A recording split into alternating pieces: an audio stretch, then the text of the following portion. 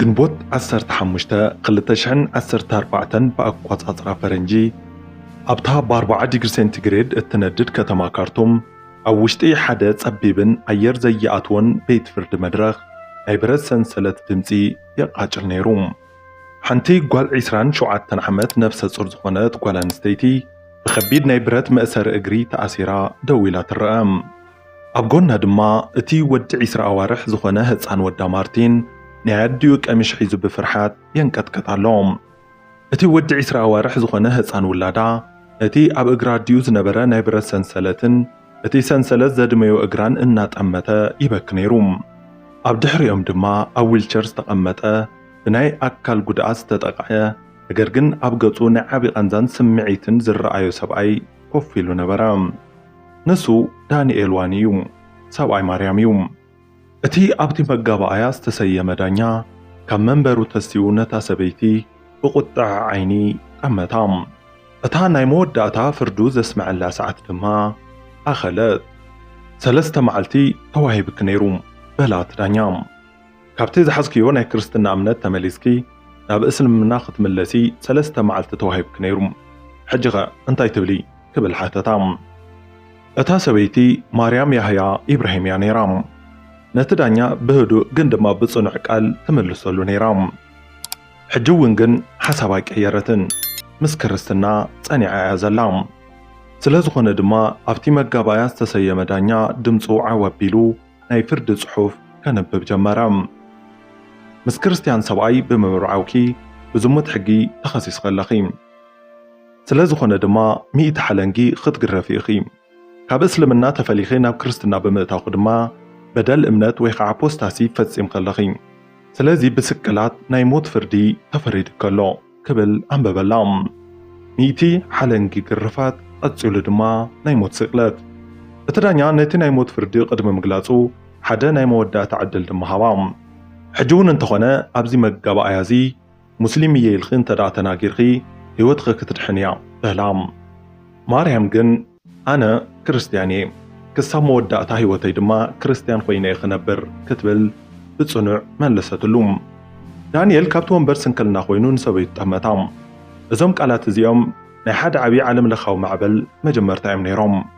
ነገር ግን ማርያምን ዳንኤልን ናብዚ ዘይወድቕ ናይ ሕልናን ናይ ፍቕርን ጽንዓት ከመይ ገይሮም ከም ዝበጽሑ ንምርዳእ ናብቲ ናይ መበቆሎምን እምነቶምን ታሪኽ ክንኣቱ ኣለና። ማርያም ኣብ ምዕራብ ሱዳን እያ ተወሊዳ። ኣቦኣ ሱዳናዊ ናይ እስልምና ተኸታሊ ክኸውን ከሎ ኣደኣ ድማ ኢትዮጵያዊት ኦርቶዶክስ ክርስቲያን እያ ነይራ። ማርያም ገና ጓል 6 ዓመት እንከላ ኣቦኣ ንስድሮኦም ረሕሪሕዎም ገዲፍዎም ከደም። እታ ኢትዮጵያዊት ኣዲኣ ድማ ንማርያም ኣብ ውሽጢ ናይ ክርስትና እምነት ብጸሎትን ብፍቕርን ኣዕበየታ። ንማርያም እምነት ማለት ኣብ ወረቐት ዝጽሓፍ ናይ መንግስቲ መለለይ ዘይኮነስ ካብ ኣደኣ ዝወረሰቶ ህያው ናይ ህልናን ናይ መንፈስን ሚስጥር እዩ ነይሩ። ከምዚ ዓብየለን ኣዲኣ ተመንኪራ ኣዕበየታ። ናይ ሓኪም ረዳት ወይ ከዓ ፊዚሻን ኣሲስታንት ኮይና ድማ ተመረቐት። ቀፂላ ድማ ናይ ገዛእ ርእሳ ዕውት ዝኾነ ንግዲ ጀመረት። በቲ ካልእ ገጽ ድማ ዳንኤል ኣብ ደቡብ ሱዳን ዝተወልደ ክርስቲያን እዩ። ካብ ብንኡስ ዕድሚኡ ጀሚሩ ብናይ ጨዋዳታት ሕማም ወይ ከዓ ማስኩላር ዲስትሮፊ ስለ ዝተጠቕዐ ናይ ሰውነቱ ምእዛዝን ምስጓምን ጸገም ነይርዎ እዩ። ብምኽንያት እቲ ኣብ ሱዳን ዝነበረ ናይ ሲቪል ውግእን ናይ ሃይማኖት ጸልእን ዳንኤል ከም ስደተኛ ኮይኑ ናብ ሕቡራት መንግስታት ኣሜሪካ ከደም። ናይ ኣሜሪካ ዜግነት ድሕሪ መርካቡ ድማ ኣብ ማንቸስተር ኒው ሃምፓሸር ድማ ናይ ኮምፒተር ኢንጂነሪንግ ክኢላ ኮይኑ ይሰርሕ ነይሩ። ዳንኤል ኣካላዊ ጉድኣቱ ከይዓገቶ እምነቱን ባህሉን እትካፈል ንዕኡ ብፍቕርን ብሓልየቱን እተኣልዮ ሰበይቲ ይደሊ ነይሩ። ኣብ 2011 ናብ ሱዳን ተመሊሱ ድማ ንማርያም ተፋለጣ። ማርያም ንዳንኤል ኣብ ወንበር ስክላት ኮይኑ ጥራይ ኣይረኣየቶን። ነቲ ኣብ ውሽጡ ዝነበረ ዓብዪ ናይ እምነትን ናይ ፍቕርን መንፈስ እውን እያ ተሓዚባ። ዳንኤል ድማ ነታ ናይ ኣዲኣ እምነት ዝሓዘት ህዱእ ጽንዓት ዘለዋ ማርያም ኣፍቀራ። ዝተወሰነ ኣዋርሕ ብፍቕሪ ድሕሪ ምጽናሕ ድማ ኣብ 2011 ኣብ ካርቱም ኣብ ዝርከብ ናይ ኦርቶዶክስ ተዋህዶ ቤተ ክርስቲያን ብፍቕሪ ተማርዓው። ወዲ ድማ ወለዱ፣ ማርቲን ክብሉ እውን ሰየምዎም። ህይወቶም ድማ ብፍቕሪ ካሃንጹ ጀመሩ። ኣብ ሃገረ ሱዳን ናይ ሓደ ሰብ እምነት ብናይ ገዛእ ርእሱ ህልና ዘይኮነስ ብናይ ኣቦኡ ደም እዩ ዝውሰን ነይሩ።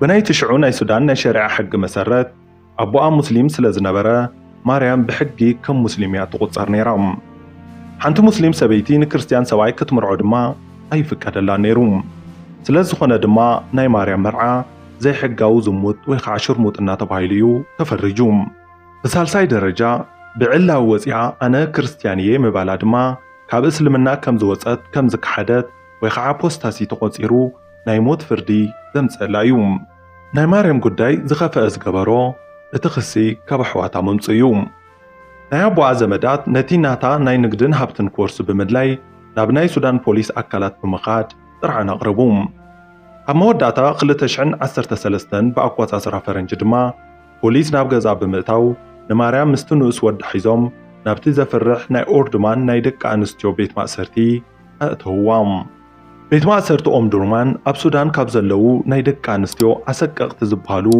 بيت مأسرتتات اتقدم أيوم أتاتا ماهيرا حابيا تصبوق هيوت زنبرا ماريام أبتيت ألمات بكونكريت زتعاصو أير زي أتو كفلي تأثرت اتزخف أزقبرو دما نفس تصور من بارايوم أبقرا كبين نايبرة سنسلت تأثيرو يزلوم أفتو كفل كتأتو كلاون أي فتحلا نيروم اتي سنسلت كساب دم زوطو نقرا يحردو نيروم اتنوس ودا مارتين دما أبتي نايم نباريتا مساديو يحدر نيروم اتوم نايتي بيت ما أسرت زبعتات منتقق حد النابلو معالتاوي سغا يورد لا نيروم انتخونا قن ماريام أوشت اتسألمات كفل خويناون تتصلي عن رام بدك دما دانيال واني بناي أكلات قدعت خيت حزرة نهيو تعابق ألسي هيلو جمرام ناي سودان منقست مرعاكم زي حقاوي بمبال نودو مارتين كبيت ما أسرت وسيدو كاليو كي ترفيو كالكيلوام دانيال دما أول برسن كلات قوينو كاب فرد بيت ناب إمباستات الناتن كساقسة دمس أسمعام فعال قزا دانيال نمعقنات زينا مالتوون كم CNN BBC زعمسلو عبيت معقنات زينا سبيتي بأمنتات تتصنع سبيتيا أنا دما بناي أكل قدعتي كي تلاسلسكو كساب مودعتا هيوتي أبقنا دو كبلية لكين سبيتين كاب تسألمات كساب زي وصو أعرفني النابلة ملغتين محلالف نيروم كنوات 20 شوعتن خلت تشعن 14 بأقوات أسرع فرنجي اتي بيت فرد نايموت فرد مسفرد الله أما بل 10 معلتو ناي حرسق أنزا جمرام أتوم ناي بيت ما أسر تحلوتي أيخوننا بحكمنا كوسدوا نتي أب إقراز نبرا كبير ناي برد سنسلتون كفتحو لها أبيوم مريم أوشت إنتي ناي إمن باريتا بكبير أنزلنا تساقيت إقرا ببرد تأثيرن كلو نقوالا مايا تقلاقلت حسب ومو حانتا دي أوشت إتسالمات بيت ما أسرتي ناي موت فردي تفريدوان كلا إقرا بسنسلت تأثيرو نهز أنقوالا تولد كلام مريم دحيرو نتسا مستبهلت أب ذهبتو قال محتت خمز ختبل مسكرات أتوم حلوتي نت سنسلت كفتحو لي أبيوم بغنزاننا نبع خويه نمايا وليديا نقر قنتا هتسان أب حقوي مسحز خوا إكزابير مساي خمزلو تردئي كل قنزاي رسعقو كتبل مسكرنا تهابت أبوشت السودان بمستير زكاير زنبرا ناي فرد مدب كابتي ناي أورجمان مندق وطعي زليلو نابمل العالم تزرقحام دانيال واني ناي أمريكا زيقنا سلزلوو ناي أمريكا سيناترات أمنستي انترناشنال حبرات منقستات هومان رايتس روتش كمون ناي طاليان منقستي بحد دمسي تالعالوم أما العالم لعل 1 مليون فيرماتات تأكبم سيب مريم زبل دمسي أب انترنت تزرقحم مريمن سدران يفتحو زبل دمسي كواشنطن كساب لندن كبروما كساب باريس عالم عناقعم اتو نايسران منقست دما بعالم لخصقطي تجعنقام سنة 23 قلت تشعن 14 باقوات أصرها فرنج دما اتي ناي قباي فردي بيت نتي ناي موت فرد بمسراز مريم شعون شعو كبيت ما أسرت خطوة فرد هابم نقرقن تنكولهم قنا يتودع نيروم كبيت ما أسرت وزيع أوشت 14 ساعتات مريم دانيالن قلت تنوسات دوقومن أب معرفو نفاريت كارتم انكالو بحوبات ناي دحنة حيلتات تتحزوم ناي حسود ناي دبو السودان باسبورت حيزخم بزبل مخنيت دما ماليسوم أسروم كم حدش دما كلهم سدرا بيت تأثيروم ناب بيت فردك قربو تكددوم دحري نحيدت معلتتات ناي بوليس ما أسرتي فعبي ناي دبلوماسك ألسن علم لخصقطن مريم بوحز تفتحت بؤون بو دما مساب آيا دانيالن قلت تدقان ናብ ሱዳን ኣብ ዝርከብ ናይ ኣሜሪካ ኤምባሲ ብምእታው ዕቑባ ሓተተት። ዝተወሰኑ መዓልትታት ኣብቲ ኤምባሲ ድሕር ምጽናሓ እቲ ናይ ጣልያን መንግስቲ ፍሉይ ናይ መንግስቲ ነፋሪት ብምድላው ንማርያምን ዳንኤልን ክልተ ንእሷት ደቆምን ብምስጢር ካብ ሱዳን ኣውፅዎም።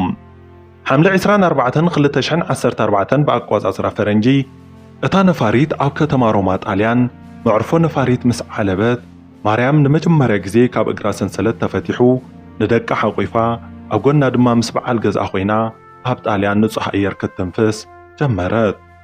ኣብ ውሽጢ ሒደት መዓልትታት ድማ ናብ ቫቲካን ብምኻድ ምስ ፖፕ ፍራንሲስ ተራኸቡ። ፖፕ ፍራንሲስ ንጽንዓታን ንእምነታን ከምኡውን ንዳንኤል ዝገበሮ እሙን ናይ ፍቕሪ ደገፍ ኣድነቐም።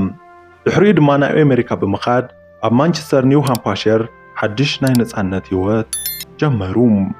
መላእ ህዝቢ ዓለም ብፍላይ ድማ ህዝበ ክርስቲያን ብናይ ማርያምን በዓል ገዛን መላእ ስድራን ነጻነት ሓጎሶም ክገልጹ ተራዮም እዮም። እዚ ናይ ማርያም ያሕያ ኢብራሂምን ዳንኤል ዋኒንን ታሪኽ ናይ ፖለቲካ ወይ ድማ ናይ ሕጊ ታሪኽ ጥራይ ኣይነበረን።